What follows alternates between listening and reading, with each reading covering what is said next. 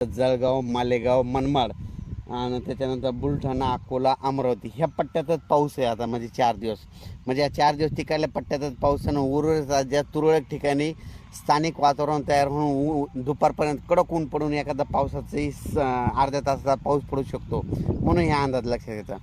पण राज्यामध्ये सध्या सांगायचं झालं तर परत एकदा सांगतो, इकडं मालेगाव, नाशिक, त्याच्यानंतर मनमाड, त्याच्यानंतर इकडं जळगाव, त्याच्यानंतर जालना जिल्हा, त्याच्यानंतर इकडं जळगाव, जामोद, बुलढाणा, अकोला, अमरावती, वर्धा, नागपूर, भंडारा, गोंदिया, वाशिम, हिंगोली, पुसद, नांदेड, हिंगोली, परभणी आणि लातूर, म्हणजे ह्या जिल्ह्यापर्यंत पाऊस ह्या 3 दिवसात पडणार आहे. आणि उर्वरित राज्यातला मात्र पाऊस म्हणजे उद्यापासून म्हणजे उघाड देणार, म्हणून हा अंदाज लक्षात येतात.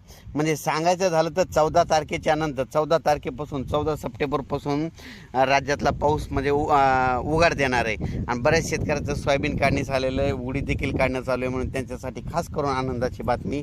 त्याच्यानंतर सर्व शेतकऱ्याला सांगू इच्छितो की राज्यामध्ये आता जवळपास 14च्या नंतर उघाड झाल्याच्या नंतर ज्यांचं सोयाबीन काढणी झालेलं आहे त्यांनी सोयाबीन काढून घ्यावी, कारण की खूप चांगलं वातावरण आहे. तुरळक ठिकाणी पाऊस येऊ शकतो, म्हणजे असं एवढा काही मोठा पाऊस पडणार नाही. फक्त ह्या 2-3 दिवसांमध्ये आजपासूनच ह्या 2-3 दिवसामध्येच चांगला पाऊस आहे, म्हणून हा अंदाज लक्षात येतो. राज्यात इतर परिस्थिती बघितली तर राज्यामध्ये सांगायचं झालं तर म्हणजे सातारा, सांगली, सोलापूर, कोल्हापूर, पुणे, नगर, जिल्हा संगमनेर, त्याच्यानंतर पंढरपूर या भागामध्ये मात्र 12 तारखेपासून तिकडला पावसाचा जोर ओसरणार आहे, म्हणून हा अंदाज लक्षात येतो. म्हणजे सांगायचं झालं तर पश्चिम महाराष्ट्रातला पाऊस म्हणजे 12 तारखेपासूनच जोर ओसरणार आहे. उगाच तुरळक ठिकाणी सरी येऊ शकतात, म्हणून हे अंदाज लक्षात येतात. परत एक सर्व शेतकऱ्याला सांगू इच्छितो की राज्यामध्ये यानंतर परत पाऊस कधी येईल तर त्याच्यानंतर 22-23च्या दरम्यान एकदा पावसाचं वातावरण तयार होईल. तर त्यावेळेस तयार व्हायच्या अगोदर तुम्हाला अगोदर एक मेसेज दिला जाईल. पण राज्यामध्ये आता फक्त 4 दिवस म्हणजे आजपासून 9 तारखेपासून ते 12 तारखेपर्यंतच राज्यात पावसाचं वातावरण आहे, म्हणून हा अंदाज लक्षात घ्यायचा.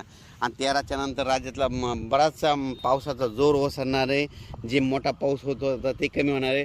फक्त पाऊस पडणार आहे, कसं पडणार आहे तुम्हाला सांगतो. राज्यामध्ये काही भागामध्ये ज्या ठिकाणी स्थानिक वातावरण तयार होऊन म्हणजे दुपार 2:30-3 वाजेपर्यंत कडक ऊन पडणार आणि दुपारच्याला एक मोठा ढग येणार, अर्धा 1 तासाचा पाऊस पडणार, म्हणून हा अंदाज लक्षात येतात.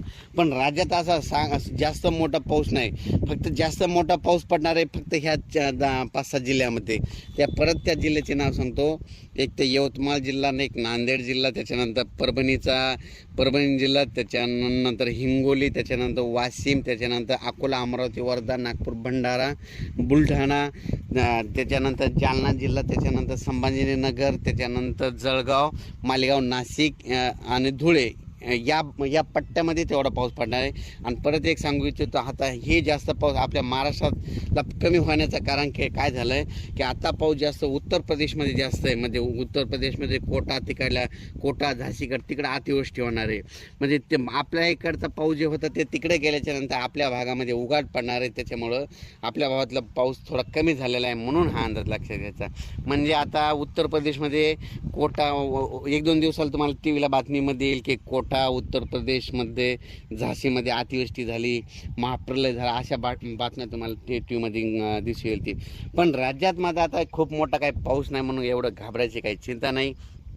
अचानक वातावरणात बदल झाला तर लगेच एक मेसेज आला आहे. ज्यांचं सोयाबीन काढणी झालेलं लातूरकरांसाठी आनंदाची बातमी. धाराशिव जिल्ह्यातलं सोयाबीन काढणी झालेलं त्यांनी काय करायचं, तुम्ही सोयाबीन कापा, 1 दिवस चांगलं ऊन द्या आणि दुसऱ्या दिवशी लगेच झाकून लगेच ताडपत्रीने झाकून ठेवा. म्हणजे खास करून त्यांचं सोयाबीन आले त्यांच्यासाठी आनंदाची बातमी. राज्यामध्ये काय झालं की सोयाबीन आता सगळ्या अशा पिवळ्या पडत आहेत. तर बऱ्याच जणांचं म्हणणं की आता येलो मोजाक आला. पण काय झालं, सोयाबीनला आजच्यानं जवळपास 90 दिवस होत आहेत, म्हणून तिचे दिवस भरलेले आहेत. त्याच्यामुळे तिचं आयुष्य संपल्यामुळं ते आता सोयाबीन काढणीस आलेले आहेत, म्हणून असं पिवळ्या दिसत आहेत. आणि आता लगेच काही जाती येतात 90 दिवसात येणार आहेत, काही 100 दिवसात येणार आहेत, काही 110 दिवसात येणार आहेत. म्हणून